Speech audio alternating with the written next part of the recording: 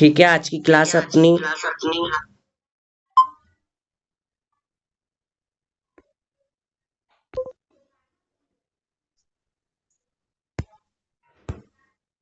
ठीक है, अपनी आज की क्लास हम लोग स्टार्ट करते हैं। आज हम नया चैप्टर नंबर 2 स्टार्ट करेंगे। सबको स्क्रीन दिख रही है? ठीक है, देखो लास्ट क्लास में हमने चैप्टर नंबर 1 कंप्लीट किया था। अब हमारा चैप्टर नंबर 2 स्टार्ट हो रहा है। पिछले चैप्टर में हमने बहुत कुछ विष के बारे में जाना था। सबसे पहले विष तंत्र के बारे में हमने देखा था, फिर विष के बारे में देख लिया था। अब देख लिया था कि विष से क्या क्या कॉम्प्लिकेशन होंगे, उनको कैसे ट्रीट किया जाएगा, ये सब हम इस तंत्र में पढ़ते हैं। ऐसा विष तंत्र में कहा था। तो विष की निरुक्ति देख ली थी, विष क्या है ये जान लिया था हमने, उसके क्या गुण थे ये देख लिए थे, और फिर क्या डिफरेंस है पॉइजन, वीनम एक्सेट्रा एक्सेट्रा हमने पढ़ी थी। अब नेक्स्ट चैप्टर हमें देखना है कि विष की हम चिकित्सा क्या करेंगे। मैनेजमेंट ऑफ पॉइजनिंग हमारा नेक्स्ट टॉपिक रहने वाला है, मैनेजमेंट ऑफ पॉइजनिंग। देखिए अभी ये जो चैप्टर है ना, ये बिल्कुल बेसिक है, मतलब आपका बेस बनाएंगे। इस चैप्टर के बाद आप पूरे अगत तंत्र में जितनी भी फर्दर चैप्टर आएंगे और जहां जहां आपको मैनेजमेंट चाहिए होगा, वो इसी चैप्टर के थ्रू आप कर पाएंगे। एक इसमें आयुर्वेद का कॉन्सेप्ट है, जिसमें हम चिकित्सा के चतुर्विध उपक्रम, मतलब 24 उपक्रम हम चिकित्सा के पढ़ेंगे। वो आपको एक याद करना, और मॉडर्न के केवल 5 पॉइंट्स पढ़ने हैं, जो आप पूरे, जो मैं कहता आया था शुरू से कि वो आप पूरे अगत तंत्र में सब जगह अप्लाई कर पाएंगे। तो स्टार्ट करते हैं अपनी आज की क्लास को। जो लोग ज्वाइन नहीं हुए हैं कोई बात नहीं, रिकॉर्डिंग फर्दर अवेलेबल कहीं भी नहीं मिलेगी, आप लोग यकीन मानिएगा। जो सीरियस है एक दो वो भी काफी हैं। ठीक है, तो सबसे पहले देखो, हमारे आप लोगों को पता है हमारी सारी चीजें कैसे रहती है अकॉर्डिंग टू एनसीएसएम पैटर्न। तो ये भी चैप्टर अकॉर्डिंग टू पैटर्न है। इसमें भी शॉर्ट, लॉन्ग और वेरी शॉर्ट, मतलब एमसीक्यू क्वेश्चन भी बोल रखा है अकॉर्डिंग टू एनसीएसएम पैटर्न पे। तो सबसे पहले हमें जानना है कि डायग्नोसिस ऑफ पॉइजनिंग, हम पॉइजन का ट्रीटमेंट तो तभी करेंगे जब हमारे पास डायग्नोसिस बनेगी। डायग्नोसिस जब हम बना पाएंगे कि हमारे को जो पेशेंट आया है वो विष से पीड़ित है, तभी तो मैं उसकी विष चिकित्सा करूंगा। बताइए आप लोग, सबसे पहले आप ट्रीटमेंट करने से पहले डायग्नोसिस करना इंपॉर्टेंट है कि नहीं है? बोलिए आप लोग। जी बॉस। ठीक है, तो इसीलिए हमें क्या करना है, सबसे पहले ट्रीटमेंट पे ध्यान देना है। तो ट्रीटमेंट पे ध्यान देने के लिए हमको क्या करना पड़ेगा, हमें ये डायग्नोज करना पड़ेगा कि ही और सी जो पेशेंट आया है, either it is suffer from poison और नॉट। तो उसके लिए दो तरीके से पॉइजनिंग होगी, या तो जो व्यक्ति आया होगा वो लिविंग स्टेट में होगा, कभी कभार डेड बॉडी भी आ जाती है, तो हमें उस केस में भी भले ही वहाँ ट्रीटमेंट नहीं करना, पर वहां पे हमें पता लगाना होता है कि ये जो मृत्यु हुई है वो पॉइजन से हुई है। तो हम मतलब दो तरीके से पॉइजन को पता करेंगे, डायग्नोसिस दो तरीके के लोगों में पता करेंगे, इन लिविंग में और इन डेड पर्सन में। इतना मैं अभी कहना चाह रहा हूं, बस दिमाग में इतना रखना है कि अगर चिकित्सा हमें करनी होती है, कोई एक व्याधि भी क्यों ना हो, तो पहले हमें उसकी डायग्नोसिस बनानी होती है। जो डॉक्टर जितनी अच्छी डायग्नोसिस बना लेता है उतना अच्छा वो चिकित्सक कहलाता है और ट्रीटमेंट अच्छा करता है। तो देखिए डायग्नोसिस में हमें दो पॉइंट पढ़ने हैं, एक किसकी, इन लिविंग ऑर्गेनिज्म में आप डायग्नोसिस कैसे करेंगे, और दूसरा इन डेथ ऑर्गेनिज्म में, या जिनकी मृत्यु हो गई है। तो लिविंग ऑर्गेनिज्म में कुछ पॉइंट्स है जिनके थ्रू हम क्या करते हैं, डायग्नोसिस करते हैं। सबसे पहले ये 4 पॉइंट है, बस ये 4 पॉइंट आप दिमाग में रखिए, बाकी आप थ्योरी में पॉइंट अपने आप लिख के आ सकते हैं। देखिए नोट्स बहुत शॉर्ट लिस्टेड, आप बुक में पढ़ेंगे बहुत डिटेल दे रखी है, जितना आपके लिए सफिशिएंट है इधर मैंने आपके लिए मेंशन कर दिया है। तो डायग्नोसिस आप लिविंग ऑर्गेनिज्म में कैसे बनाएंगे सर, हमें 4 चीजें याद रखनी है। सबसे पहले हिस्ट्री टेकन लेंगे, अगर पेशेंट तो विष से पीड़ित होगा तो वो अनकॉन्शियस होगा कि बताने की हालत में नहीं होगा, तो उसके साथ जो परिजन आए हुए हैं, जो उसके साथ रिलेटिव्स हैं, हमें उनसे पूछना है। दूसरा सिम्टम्स को देखेंगे हम, तीसरा क्लिनिकल एग्जामिनेशन कुछ करवाएंगे, और फिर लेबोरेटरी फाइंडिंग करेंगे। तो इन 4 के बेसिस से हम ये पता कर पाएंगे कि ये पॉइजनिंग का केस है या नहीं है। तो क्या 4 पॉइंट है, history taking, symptoms, clinical examination and laboratory examination. बताइए 4 पॉइंट कौन कौन से हमको देखने हैं डायग्नोसिस इन लिविंग में, कोई एक लोग बोल के बताइए मुझे जल्दी से। History taking, symptoms, clinical examination, laboratory बहुत बढ़िया, एग्जामिनेशन। बहुत बढ़िया। तो ये 4 चीज़ें बस याद रखिए, ये टॉपिक आपका जो पहला एनसीईआरटी ने दिया है सिलेबस में वो कवर हो जाए। हिस्ट्री टेकिंग हम बचपन से जानते हैं, क्या-क्या हिस्ट्री में लेंगे, क्या खाया था, क्या पिया था, उससे पहले उसने क्या किया था, वॉमिटिंग आई थी, डायरिया हुआ था, पेन हो रहा था, कब से सिम्पटम, जैसे पेशेंट शाम को आया है तो उसे कितनी देर पहले एब्डोमिनल में पेन हुआ, खाना कब खाया था, खाने में क्या खाया था, एक्सेट्रा एक्सेट्रा एक्सेट्रा। आप अपने बुद्धि और विवेक से युक्ति पूर्वक उससे क्वेश्चनिंग कर लेते हैं। तो हिस्ट्री टेकिंग में बस मैंने यही बात लिखी है, सडन ऑनसेट हुआ है क्या सिम्टम्स का, क्या क्या, उसे vomiting, diarrhoea, pain in abdomen, या जैसे ही खाना खाया तुरंत होने लगा, या कुछ देर बाद 5 घंटे, क्या बाकी सबको भी यही दिक्कत हुई थी, ये क्वेश्चन पूछना है। क्या सिम्टम का ऑनसेट अलग, उसके साथ जो घर के मेंबर हैं जिन्होंने खाना थोड़ी देर पहले खा लिया था या उसके बाद खाया है उसी खाने को, उन्हें ये दिक्कत हुई है, ऐसा एक सब कुछ आप उससे क्वेश्चन करेंगे हिस्ट्री टेकिंग में। फिर दूसरा क्या आता है सर, सिम्टम्स देखने हैं हमें। क्या सिम्टम्स देखने हैं, ये बहुत इंपॉर्टेंट है। आगे आप जब चिकित्सा पढ़ेंगे, चिकित्सा के पहले कई पॉइजन आएंगे आपके में, लगभग लगभग 30 to 35 मार्क्स में सिम्टम्स ट्रीटमेंट आता है लिखने के लिए। तो ये इतने मोटे मोटे सिम्टम्स है, आपको मैं अभी याद करा दूंगा।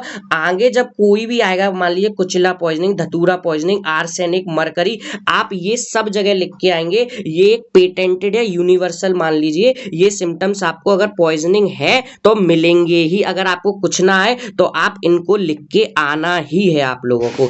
क्या होता है सर, कॉमन सी बात है, पॉइजनिंग अगर केस होगा तो वॉमिटिंग होगी। नेचुरल डिफेंस मैकेनिज्म है बॉडी का, जो पार्ट हमारे यूजफुल नहीं है वो उसे बाहर निकालने की कोशिश करेगी बॉडी, तो वॉमिटिंग होगा, डायरिया होती है, और विद और विदाउट डिहाइड्रेशन। अगर एक्सेसिव हो जाएगा वॉमिटिंग और डायरिया तो डिहाइड्रेशन भी हो सकता है। तो ये मे बी है विद और विदाउट डिहाइड्रेशन के। सर पेन इन एब्डोमेन होगा, उसे ड्राउजीनेस होगा, मतलब जी घबराएगा, चक्कर आएंगे, उसे अनकॉन्शियसनेस हो जाएगा, कोमा की तरफ जाएगा, ब्रीथलेसनेस की कंडीशन हो जाएगी, उसके चेस्ट में कॉन्स्ट्रिक्शन होगा, कन्वल्जन आएंगे, पाल्पिटेशन होगा, बहुत तेज तेज हार्ट बीट बढ़ जाएगी, एरिथमिया हो जाएगा, और फिर हाइपोथर्मिया हो जाता है। तो इसमें से कुछ सिम्टम्स लगभग 5 से 6 आप बिल्कुल अभी से दिमाग में, vomiting, diarrhoea, abdominal pain, breathlessness, drowsing, palpitation,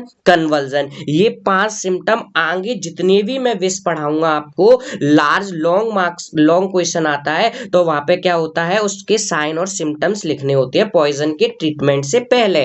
तो वहां पे आपको जब कुछ भी ना आए स्पेसिफिक सिम्टम्स तो आपको यही लिखनी है। देखिए जो लोग आज की क्लास में जुड़े हुए हैं, मान लीजिए अगर आज की जो क्लास में उनका इतना बेस कॉन्सेप्ट बन जाएगा कि आगे की क्लास उनके लिए बहुत आसान रहेगी। आप यकीन मानिए, आप अगर ज्वाइन कर रहे हो तो इससे आपको काफी हेल्प मिलने वाली है।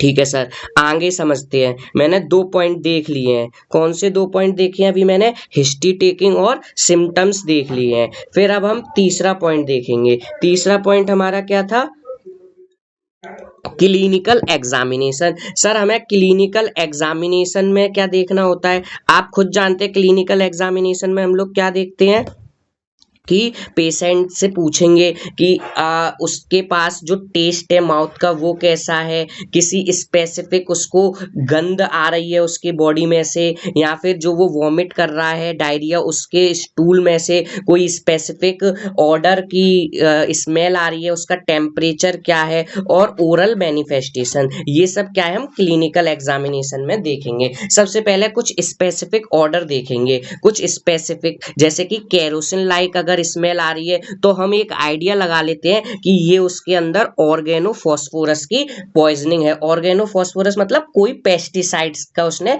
सेवन कर लिया है, कुछ ऐसे मोर्टीन वगैरह का सेवन कर लिया है। फिशी लाइक स्मेल आ रही होगी तो हम जिंक फॉस्फाइड समझेंगे, और रोटन एग, सड़े हुए अंडे के समान गंध आती है तो हमें ये लगेगा कि ये जो केस है वो H2S पॉइजनिंग का है। फिर टेस्ट पूछेंगे, अगर वो बताने की हालत में होगा पेशेंट से क्या कहेंगे कि आपको मुंह का टेस्ट कैसा हो रखा है, वो कहेगा बिटर टेस्ट है तो धतूरा पॉइजनिंग हो सकती है, अगर खट्टा टेस्ट है तो वो ऑक्जेलिक एसिड की हो सकती है, और यदि मेटेलिक टेस्ट है तो वो कॉपर या आयोडीन की पॉइजनिंग हो सकती है। ध्यान से सुनिए, ये भी एमसीक्यू में पूछा जा सकता है, वही मैंने पॉइंट उठाए हैं। आपसे पूछेगा कि H2S की जो पॉइजनिंग होती है उसमें कैसा ऑर्डर होता है, तो रोटन एग, ये इंपॉर्टेंट है, रोटन एग वाला पॉइंट याद रखिएगा। इधर टेस्ट से पूछ लेता है, मेटेलिक टेस्ट तो पक्का मेटल का कोई सेवन किया होगा, मेटल मतलब कॉपर हो सकता है, नॉन मेटेलिक में आयोडीन। टेम्परेचर, दो ही कंडीशन होगी टेम्परेचर में, या तो टेम्परेचर कम हो जाएगा या टेम्परेचर बढ़ जाएगा। अगर कम होगा तो एल्कोहल या कार्बन मोनोऑक्साइड की पॉइजनिंग हो सकती है, और हाइपरथर्मिया होगा तो धतूरा पॉइजनिंग में। अब आता है सर ओरल मैनिफेस्टेशन में, देखेंगे क्या बहुत ज्यादा सेलाइवेशन हो रहा है, अत्यधिक लाला शराब हो रहा है क्या, अगर ऐसा है तो ऑर्गेनोफॉस्फेट की पॉइजनिंग की तरफ सोचेंगे। ड्राइनेस ऑफ माउथ, देखिए डी आया है एक वर्ड, जब हम धतूरे के बारे में पढ़ेंगे तो वहां पे क्लिनिकल साइन होते हैं धतूरे की पॉइजनिंग के, 9D के नाम से फेमस है, वाइवा में भी पूछा जाता है कि what are the 9D in case of dhatura poisoning. तो 9D क्या है, 9 सिम्टम्स हैं जो डी से शुरू होते हैं, जिसमें से एक आज आपके सामने आ गया है, ड्राइनेस ऑफ माउथ, ये याद रखेंगे। स्टोमेटाइटिस मतलब मुंह में छाले हो जाना, ये किसके में होता है, साइनाइड की पॉइजनिंग में सिम्टम आपको दिखाई देता है। ठीक है, अगला डिस्कलरेशन ऑफ टीथ हो गया है, तो वो किस में आपको दिखाई देगा, आपको वो फ्लोराइड के केस में दिखाई देता है। फिर आता है हमारा फिजिकल एग्जामिनेशन, हम करेंगे फिजिकल एग्जामिनेशन। देखिए क्लिनिकल एग्जामिनेशन में दो तरीके थे एग्जामिनेशन, एक हमने जनरल एग्जामिनेशन किया था, अब हम एक फिजिकल एग्जामिनेशन करेंगे। फिजिकल एग्जामिनेशन में क्या देखेंगे, examination of the vomiting for diagnosis of, जो कंटेंट वॉमिट किया है उसका एग्जामिन करूंगा, स्टूल का एग्जामिनेशन कराएंगे, स्किन का एग्जामिनेशन करते हैं, एप्रियंस देखते हैं बॉडी का कैसा हो रखा है, और पीपल को देखते हैं कि डायलेशन है या फिर वो कॉन्स्ट्रिक्टेड है। तो ये सब क्या हो जाता है, फिजिकल एग्जामिनेशन। फिर नेक्स्ट आता है हमारा लेबोरेटरी एग्जामिनेशन। लेबोरेटरी एग्जामिनेशन में क्या क्या देखा जाता है, जो लैब के थ्रू हम रिपोर्ट्स देखते हैं, सीबीसी कराएंगे, एलएफटी, केएफटी, सीरम बिलिरुबिन, ठीक है ना, और लिपिड प्रोफाइल या फिर इलेक्ट्रोलाइट, सीरम इलेक्ट्रोलाइट करा देंगे, to determine the process of poison और other toxic agent in the blood में, यूरिन में और वोमिटस में, पता करने के लिए कोई अभी एजेंट है, मान लीजिए आप आगे पढ़ेंगे तो डीडी बनानी होती है, डिफरेंशियल डायग्नोसिस भी हम सीखेंगे। डिफरेंशियल डायग्नोसिस बहुत इंपॉर्टेंट है, आर्सेनिक पॉइजनिंग की बिल्कुल डिट्टो बिल्कुल सेम टू सेम कोलेरा के जैसे मिलती है। कोलेरा मतलब हैजा बोलते हैं, जिसमें दस्त और उल्टी होती है, वही सेम किसकी होती है, आपकी आर्सेनिक की पॉइजनिंग में भी हो जाता है। तो हम कैसे पता करेंगे, तो हम उसमें क्या कराते हैं, ब्लड एग्जामिनेशन कराते हैं, तो उसमें पता चल जाता है, या फिर हम उसका इसका कल्चर करवा लेते हैं, तो उसमें भी पता चल जाता है। अगर विब्रियो कोलेराई के प्रेजेंस होता है, कल्चर में आता है, तो डेट मीन्स ये कोलेरा पॉइजनिंग है। तो ये 4 पॉइंट हमने diagnosis of poison in living being में देखा। बताइए ये बात क्लियर हुई आप लोगों को या नहीं? जी बॉस।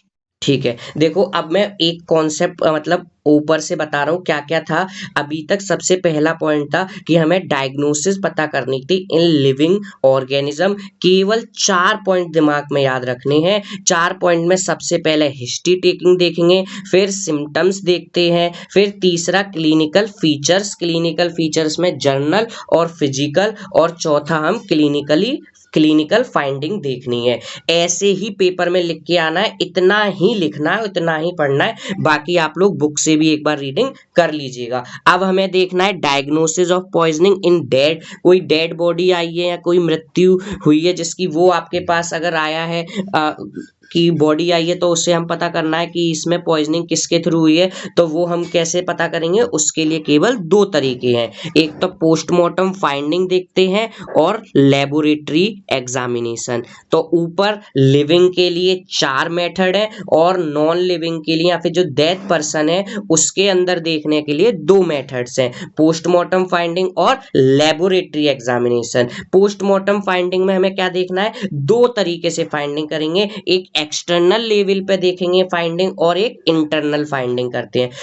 सर एक्सटर्नल फाइंडिंग में प्रेजेंस ऑफ बॉटल, लेबल, कोई उसमें उसकी जेब पॉकेट देखेंगे, कुछ उसने ऐसी पॉइजनिंग या फिर खाया है सुसाइड करने की वजह से अपने को या किसी ने मारा है तो कुछ ऐसा कंटेंट मिल रहा है क्या नहीं, ये देखने की हम कोशिश करते हैं। ठीक है, दूसरा प्रेजेंस ऑफ सुसाइड नोट, क्या पता कोई सुसाइड नोट उसने छोड़ रखा हो आसपास, वो देखेंगे। प्रेजेंस ऑफ इंजरी, क्या पता किसी ने मार के उसे सुसाइडल केस रिप्रेजेंट किया हो तो इंजरी देखेंगे। स्मेल फ्रॉम द बॉडी, अभी मैंने आपको बताया पीछे स्मेल से हमें काफी चीजें पता चल जाती हैं कि कौन सी पॉइजनिंग है। फिर राइगर मोर्टिस देखते हैं। सर राइगर मोर्टिस क्या होता है, बॉडी का स्टिफनेस आ जाना। ठीक है, पूरा जब डेथ वाला चैप्टर आएगा उसमें हम अच्छे से पढ़ेंगे राइगर मोर्टिस क्या होता है, मतलब जकड़न, शरीर का हाथ जकड़ जाना, जैसे कि हाथ अचानक से बिल्कुल जमीन पे था वो ऊपर से उठ जाता है, ऐसा लगता है कि इसमें मूवमेंट होने लगा है,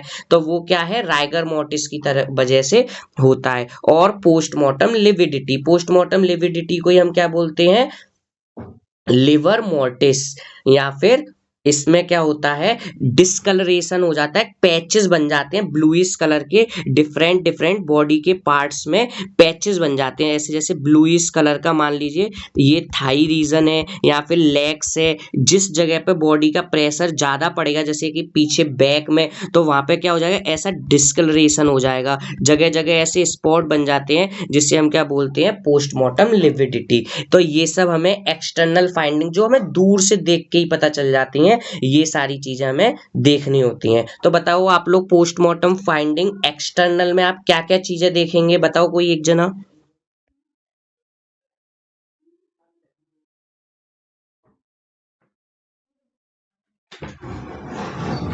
चलो ठीक है, आप लोग पढ़ लेना फिर उसके बाद याद कर लेना, इतनी जल्दी नहीं होता है, मोटे मोटे रूप से देखिए हर चीज हमें याद नहीं करनी है, तो आप समझ के भी कुछ चीजें लिख सकते हैं। पोस्टमार्टम फाइंडिंग में एक्सटर्नल में हमें क्या करना है, एक्सटर्नल फाइंडिंग में जेब देखनी है, बॉडी को देखना है, बॉडी में डिस्कलरेशन है मतलब पोस्टमार्टम लिविडिटी पता चल जाएगी, बॉडी क्या पूरी तरीके से अकड़ गई है, उसमें कुछ शिथिलता है उससे राइगर मोर्टिस का पता चल जाता है। फिर हम क्या देखेंगे, उसके पास कोई बॉडी में इंजरी हो रखी है, कोई सुसाइडल नोट है या नहीं है, इतनी चीजें हमें देखनी होती है। अब इंटरनल फाइंडिंग में क्या देखते हैं, इंटरनल फाइंडिंग में हमें देखनी है कि उसकी बॉडी में कोई कैविटी है क्या, कहीं कोई मार्क है, एग्जाम उसका जो एग्जामिनेशन है वो हम प्रॉपरली करेंगे। दूसरा उसका स्टेट ऑफ इंटेस्टाइन हमें एग्जाम करेंगे, पूरी अच्छे से इन्वेस्टिगेट करेंगे कि लिवर, स्प्लीन, इंटरनल ऑर्गन को। फिर प्रेजेंस ऑफ प्रूलर इफ्यूजन देखते हैं, क्या दम घुटने से तो इसकी मृत्यु नहीं हुई है, स्टेट ऑफ लिविंग की अभी से कितनी देर पहले इसकी मृत्यु हुई है ये चीज,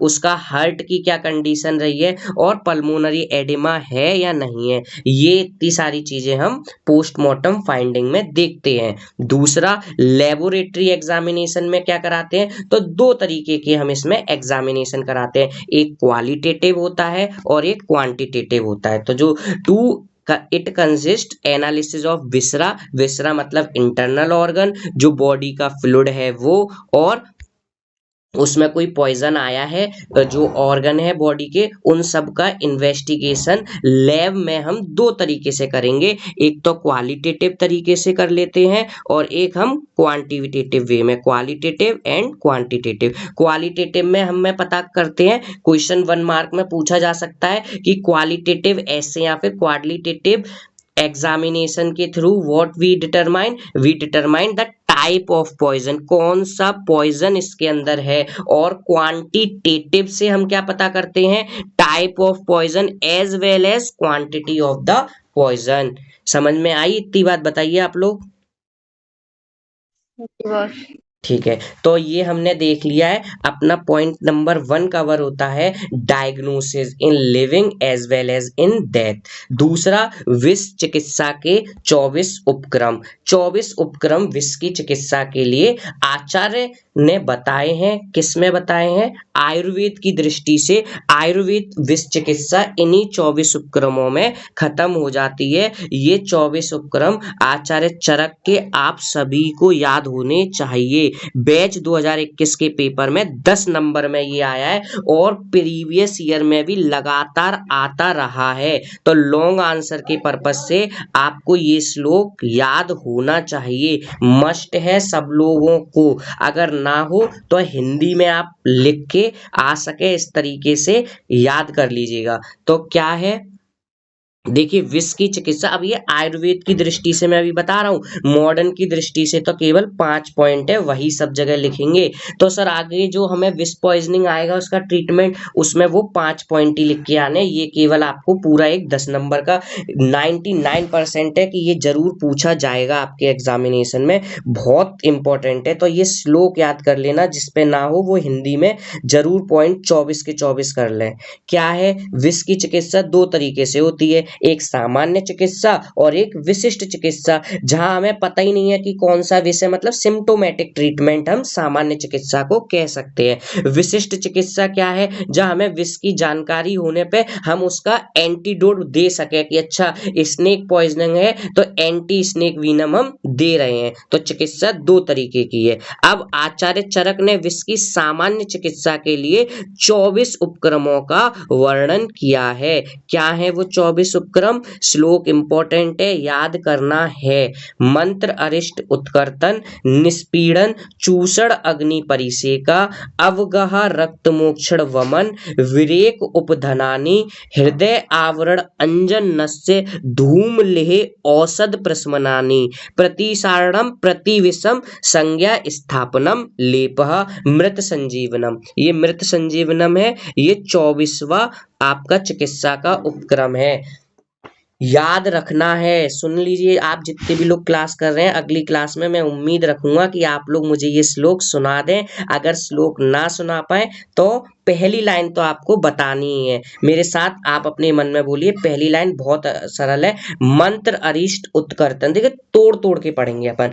मंत्र अरिष्ट उत्कर्तन, निष्पीड़न, चूषण अग्नि परिसेका। इस श्लोक को 3 भाग में तोड़ दिया। मंत्र अरिष्ट उत्कर्तन, निष्पीड़न, चूषण अग्नि परिसेका। सारा मैंने हिंदी में दे रखा है, पूरा आपको रीडिंग भी लगाएंगे तो समझ में आएगा। और बिल्कुल सिर्फ श्लोक याद कर लियो, 10 नंबर में आ गया तो आप इसे पूरा मतलब 4-5 पेज में भर के आ सकते हैं, इतना हिंदी में दे रखा है, आप आराम से लिख के आ सकेंगे सिर्फ रीडिंग के बाद ही। तो मंत्र अरिष्ट उत्कर्तन, निष्पीड़न, चूषण अग्नि परिसेका। आज अपन को बस इतना पकड़ना है और कल आपसे यही सुनना है। बिल्कुल परेशान मत होना, याद मैं कराऊंगा, इसीलिए अपनी क्लास का नाम है जहां सिर्फ हम पढ़ा नहीं रहे, आपको याद भी कराते हैं। मंत्र अरिष्ट उत्कर्तन, निष्पीड़न, चूषण अग्नि परिसेका। ठीक है सर, ये सभी को याद हो जाएगा। डेली क्लास में आपको एक एक लाइन याद कराऊंगा। इन सभी 24 चिकित्सा विधियों को निम्न प्रकार से हमने वर्गीकरण करा है समझने के लिए। देखिए ये जो है ना, ये आपको केवल समझाने के लिए, पेपर में आपको ये चीज लिख के नहीं आनी है, केवल कॉन्सेप्ट अगर कोई पूछ ले वाइवा में उसके वे से मैंने लिखा है कि विष के प्रवेश एवं संचरण में बाधक उपक्रम। तो मतलब आपके जो बॉडी के अंदर विष गया है उसके प्रवेश को आइदर अंदर ऑर्गन में फर्दर और एंट्री रोकने के लिए और उसका ट्रांसमिशन को इन 24 उपक्रम में से कौन से उपक्रमों का प्रयोग किया गया है? तो कौन से हैं वो? 3। अरिष्ट बंधन, जो मैंने पहले पढ़ा था ना, मंत्र अरिष्ट, वो पहला अरिष्ट बंधन, निष्पीड़न और उत्कर्तन। ये तीनों जो हैं वो किसके लिए हैं? जो विष है उसका गमन एक जगह से फर्दर बॉडी पार्ट्स में जाने को रोकने के लिए। विष का प्रवेश एवं संचरण में बाधक उपक्रम ये भी चूषण अग्नि परिसेकः अवगाह, ये भी क्या कर रहे हैं? उसका संचरण रोक रहे हैं। शोधन किसके थ्रू कर रहे हैं? तो जो रक्त मोक्षण वमन विरेक और नस्य दे रखा है नेक्स्ट लाइन में, वो शोधन चिकित्सा कर रही जा रही है। प्रतिरोधक चिकित्सा उपक्रम, उपक्रम का क्या है? चिकित्सा का ही पर्याय है। तो मंत्र, औषध और जी बॉस बोलिए। पीछे वाला एक बार फिर से बता दीजिए, पीछे वाला। पीछे वाला ओके जी। ठीक है। देखो ये वाला पॉइंट, विष प्रवेश एवं संचरण में बाधक उपक्रम, ये वाला पॉइंट जी बॉस। ठीक है। देखो इसमें ये मैं बताना चाह रहा हूं कि वाइवा में आपसे पूछ लिया, मान लीजिए कि चिकित्सा के जो 24 उपक्रम है उसमें से कौन से उपक्रम है, आपसे पूछा जा सकता है कि कोई ऐसे 5 उपक्रम बताओ जो इस लेवल पे काम कर रहे हैं कि जो आपके अंदर पॉइजन गया है उस पॉइजन को फर्दर मूव ना करने दे। मान लीजिए अगर स्नेक ने बाइट आपके हाथ में किया है, अब ब्लड के थ्रू वो पूरी बॉडी में जाएगा और जल्दी से विषाक्तता को उत्पन्न करेगा, तो हम क्या करते हैं, जल्दी से क्या करते हैं, वहां पे जहां पे काटा है उससे कुछ दूरी पर क्या कर देते हैं, कपड़ा बांध देते हैं। तो वो क्या कहलाएगा? अरिष्ट बंधन। निष्पीड़न, वहां पे क्या करते हैं, पीड़न दबाते हैं, हाथों से क्या करना है, दबाना है और उस ब्लड को निकाल देना है। मतलब अरिष्ट बंधन से, निष्पीड़न करने से, उत्कर्तन करने से हमारा अल्टीमेट एम क्या है? आचार्यों का अल्टीमेट एम क्या रहा था, उन्होंने ये हमें क्यों बताए हैं? ये जो 24 उपक्रम हमारे पास आए हैं और इन 24 उपक्रमों में इन जो उपक्रम है कौन कौन से, अरिष्ट बंधन, निष्पीड़न, ये किस बेसिस पे काम कर रहे हैं, इस चीज को समझाने के लिए मैंने ये पॉइंट आपके पास रिप्रेजेंट किए हैं कि सर इनका ये काम है। आप वाइवा में बता सकते हो कि इनके थ्रू जो ब्लड के थ्रू पॉइजन का मूवमेंट हो रहा है, संचरण हो रहा है पूरी बॉडी में, उसको हम रोक सकें। समझ में आया? जी बॉस। ठीक है। ऐसी चूस के बाहर निकाल देंगे जिससे क्या होगा, वो फर्दर आगे और बॉडी में ना फैल सके। अग्नि कर्म कर देंगे, परिसेक, ठंडे पानी की छींटे, मतलब उससे क्या होगा, वैसो डायलेशन, ताकि ब्लड आगे फर्दर मूव ना कर पाए।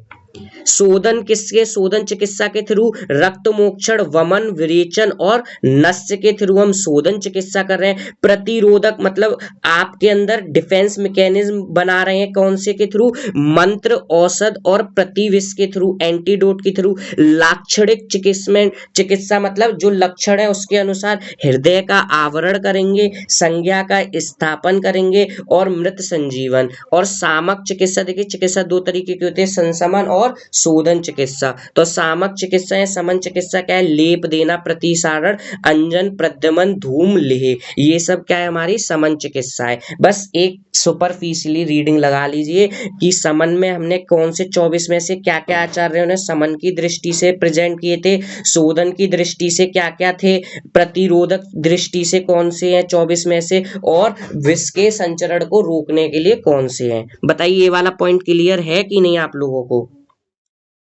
जी बॉस। ठीक है। आगे बताया है कि जो उपरोक्त 24 चिकित्सा की विधियां बताई हैं उनका प्रयोग हम सभी प्रकार के विषयों में कर सकते हैं। अरिष्ट बंधन, उत्कर्तन और मंत्र का प्रयोग विशेषता मतलब विशेष रूप से जांगम विष में हम करते हैं। तो ऐसा नहीं है आपके पास, अगर आप मॉडर्न मेडिसिन में नहीं है, आपको अभी कुछ नहीं है, तो आप आयुर्वेद से भी इन 24 का चाहे कैसी भी हो हम उनका प्रयोग कर सकते हैं। फिर आता है पहली लाइन, बताइए कोई एक जना बोल के, किसी को याद हो गई हो, किसी को याद हुई पहली लाइन? नहीं बॉस। चलिए कोई बात नहीं, तो अब मेरे साथ बोलिएगा आप लोग अपने मन में, मंत्र अरिष्ट उत्कर्तन, मंत्र अरिष्ट उत्कर्तन निष्पीड़न, मंत्र अरिष्ट उत्कर्तन निष्पीड़न। ठीक है। मंत्र चिकित्सा देखते हैं कि मंत्र चिकित्सा में क्या है। देखिए मंत्र चिकित्सा भी क्या है, जैसे आपने देखा है एम्स में भी रिसर्च हुई है, आप क्या करते हैं, गायत्री मंत्र का किसी पेशेंट को जाप करवाते हैं तो वो क्या करता है कि कहीं ना कहीं हीलिंग प्रॉपर्टीज को बढ़ा देता है। तो वही क्या है, एक स्वर एवं व्यंजनों का ये क्या होता है, मंत्र समूह